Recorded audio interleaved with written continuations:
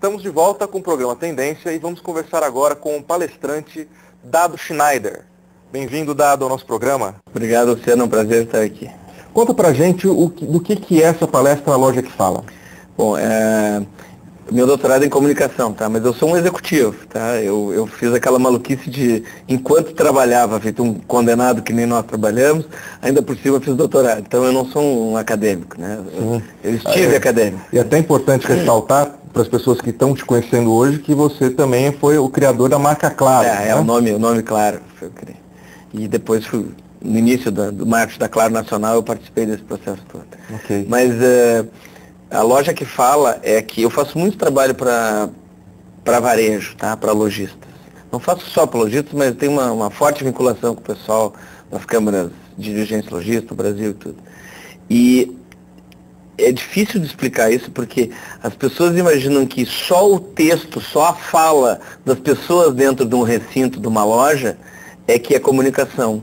Mas a fachada está dizendo para as pessoas entre ou não entre, né? A iluminação ou não, né? Se a iluminação é sofrível numa loja, ela está dizendo assim, os produtos aqui não são muito bons.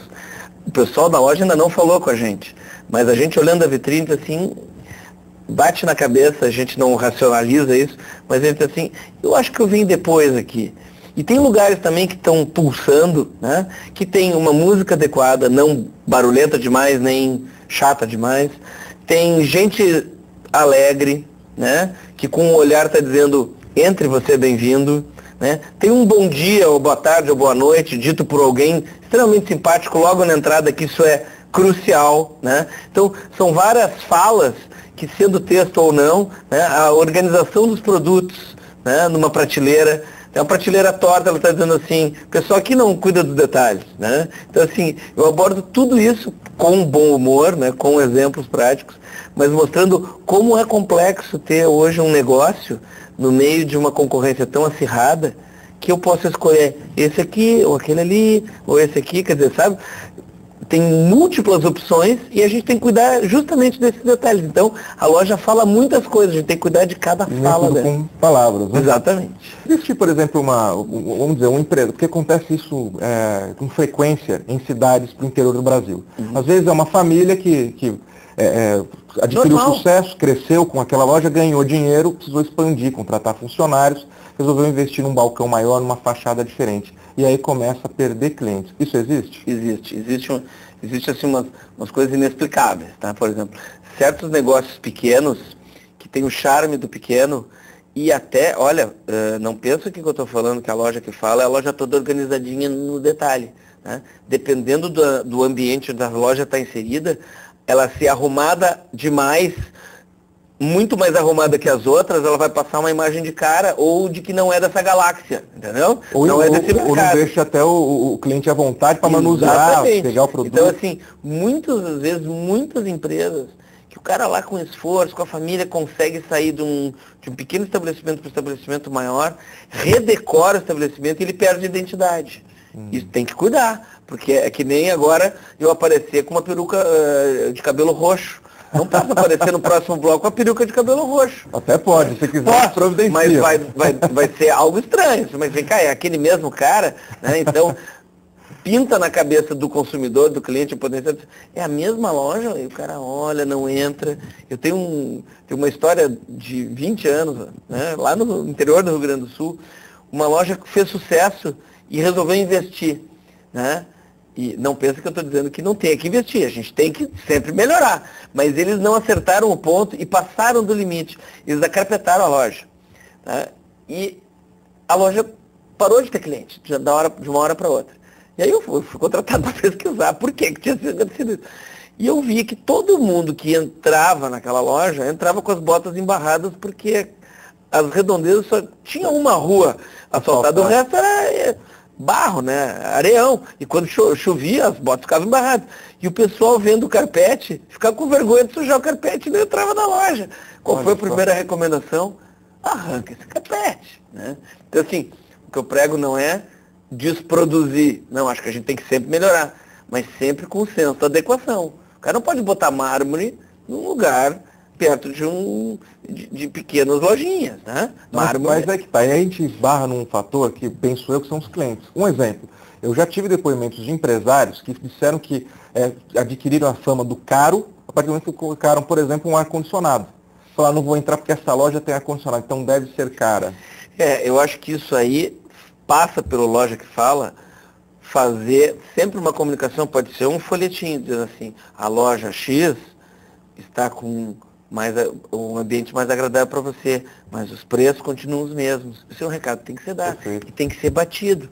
Tá? Os vendedores têm que estar prontos aqui. Quando virem um cliente que está virando a cara porque notou que com ar-condicionado não é mais para ir para o bolso dele, diz assim, mas fulano, você vem sempre aqui, nós só estamos agora no fresquinho aqui, tá uma coisa agradável, mas são os mesmos vendedores, são os mesmos produtos, são os mesmos preços, principalmente os mesmos preços. Porque essas místicas de caro e barato surgem muito, em grande parte, vinda dos concorrentes que estão invejosos. Sim, né? Então, os concorrentes é que espalham isso. Aumentou o preço, agora tá se achando grande. Então, isso a gente tem que cuidar muito. Né? E por isso que eu prego, a pessoa tem que fazer pesquisa. Pesquisa significa gastar sola de sapato e conversar com as pessoas. Então, o empresário, e ele tem que estimular os funcionários a fazer isso, eles têm que estar atentos ao que as pessoas falam dele. Falam da loja dele e falam das redondezas. E a gente tem que ter os nossos espiõezinhos para ver o que os concorrentes estão falando para os nossos clientes. Porque os clientes circulam, né? Então, se nós dois fôssemos concorrentes, os mesmos que fossem na minha loja iriam na sua, né? Sim. Se eu começasse a falar mal da sua loja, como é que você poderia saber? Mas eles estariam, né, influenciados pela minha maledicência, pela minha, né, calúnia. Pois é, até a força. Então a gente tem que ter as antenas muito ligadas para detectar, e nem todo mundo é ético, né? Nem todo mundo é ético no mercado. Tem muita gente que cresce torpedeando os outros, né? Então tem que cuidar. Bom, então, além da pesquisa, então vamos dizer que a gente fez Começa por pesquisa. Fazemos o levantamento e chegamos, aí a gente pode chegar a duas conclusões. Uma, está satisfatório ou está insatisfatório. Daí para frente, como que a gente pode lidar? Uma dica quente, tá? Não precisa ser uma empresa grande para fazer. Reunir um conselho de clientes, tá? Todo mundo tem uma lista de 5 ou 6 ou 10 melhores clientes. Começa a manter regularidade com essas pessoas. Se as pessoas elas frequentam mais a loja e gastam mais regularmente, elas merecem vantagens. Não digo nem desconto, mas elas merecem um bom happy hour, ou um fim de tarde, um chá, ou uma cervejinha, ou um refrigerante com salgadinhos, em volta de uma mesa, e a pessoa diz assim, falem o que vocês estão achando da gente. Falem o que vocês estão achando do nosso atendimento. Falem o que vocês estão achando dos nossos preços. E está provado, quando o cliente é chamado a opinar, ele mais sugere do que critica, sabia? Os call centers, esses centrais de atendimento, eu já participei, na época, principalmente da Claro, eu me fingia de atendente e eu ouvi o que as pessoas estão dizendo. As pessoas não ligam só para reclamar. E se a gente reunir clientes, eles não vão só reclamar. Pelo contrário, se a gente pergunta, o que você acha que deveria mudar aqui? As pessoas não param de dar sugestões, e muitas sugestões maravilhosas, porque elas vêm de uma pessoa que está olhando o estabelecimento comercial, a loja, com o melhor olhar, que é o olhar do cliente. Né? Porque é aquilo que eu comecei no início. A gente olhando aqui, a gente não vê às vezes o que tem que fazer para melhorar, mas o cliente sabe o que tem que fazer. Por exemplo, o cliente sabe que é apertado chegar lá no fundo no caixa. O cliente pode dizer assim, bota o caixa na metade da loja, vai ficar melhor para transitar. O cara diz, eu nunca tinha pensado nisso, porque ele nunca fez o trajeto do cliente. O que o cliente faz, né? Exatamente. Então, a sugestão é, faça o trajeto do cliente. Trajeto desde a entrada, desde olhar do outro lado da rua, ver que a fachada está torta, né?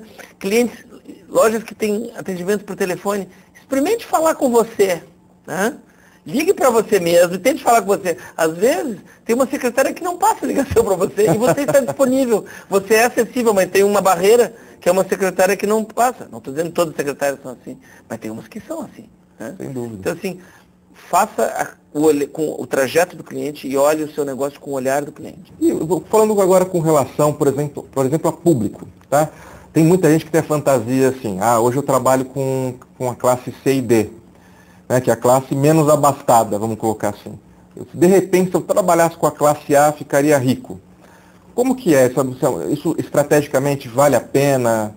Isso varia muito de mercado para mercado e do segmento que a pessoa atua. Mas assim, é óbvio, olhando para a pirâmide social,